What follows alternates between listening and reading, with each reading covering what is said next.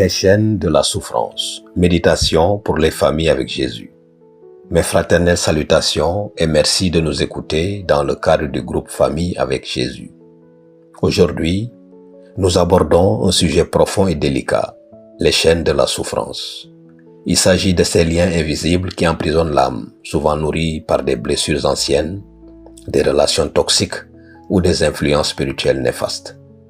Au fil de mes années, en tant que conseillère familiale, j'ai rencontré de nombreuses personnes, hommes et femmes, qui semblaient être venues au monde uniquement pour souffrir.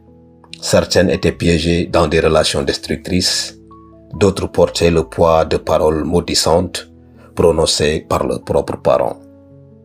Mais l'histoire la plus marquante est celle d'un jeune couple croyant récemment marié. Une histoire de délivrance. Ce couple m'a confié que leur relation avait mal commencé. Le jeune homme soupçonnait son ex-compagne de lui avoir jeté un sort. Il ressentait des présences, souffrait d'étouffements nocturnes et vivait dans un climat de conflit permanent. Dans leur désespoir, ils ont suivi le conseil d'un ami mal avisé et consulté une voyante qui leur a confirmé l'existence d'un envoûtement. Je leur ai alors rappelé les paroles de Jésus dans Marc chapitre 9, verset 29. Cette sorte de démon ne peut sortir que par la prière et par le jeûne. Grâce à un accompagnement spirituel fondé sur la prière, le jeûne et la foi en Jésus, ce couple a été libéré. Aujourd'hui, ils vivent dans la paix et sont des piliers de leur communauté. Ne cherchez pas refuge dans les ténèbres. Mes chers amis, fréquenter une église ne suffit pas à nous libérer de l'emprise spirituelle si notre cœur reste ouvert à des pratiques contraires à la volonté de Dieu. La Bible est claire. Qu'on ne trouve chez toi personne qui pratique la divination, la magie, la médiumnité, la voyance, l'encens, l'astrologie ou la chiromancie. Deutéronome chapitre 18, verset 10.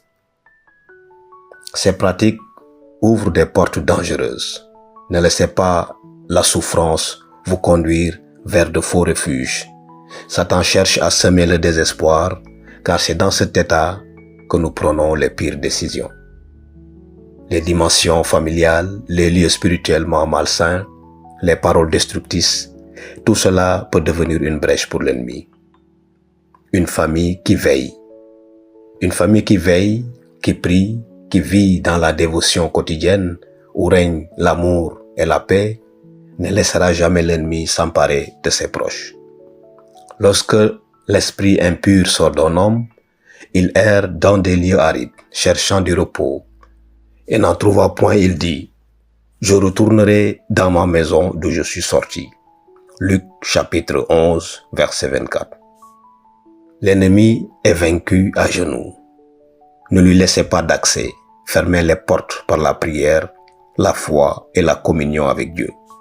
Prions. Seigneur, prends nos esprits et remplis-nous de ta grâce. Libère-nous de toute chaîne invisible, de toute souffrance cachée.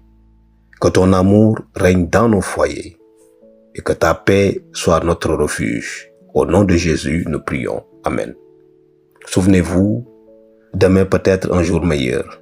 Continuez à nous suivre dans notre recueil des méditations familiales, Famille avec Jésus. Ensemble, marchons vers la liberté et la guérison. Amen.